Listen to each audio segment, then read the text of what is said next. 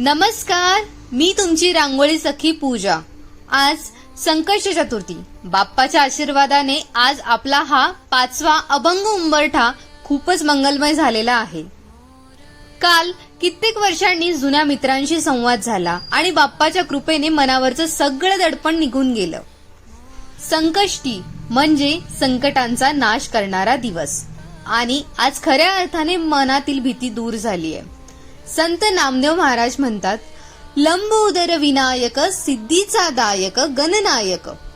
जो सर्व सिद्धी देणार आहे अशा बाप्पाच्या चरणी आपण ही रांगोळी आणि सेवा अर्पण करूया। आज तुमच्या मनातील एखादी इच्छा बाप्पाला नक्की सांगा। कमेंट मध्ये गणपती बाप्पा मोरया लिहायला विसरू नका आणि आपल्या चॅनलला सबस्क्राइब करा। रामकृष्ण हरी।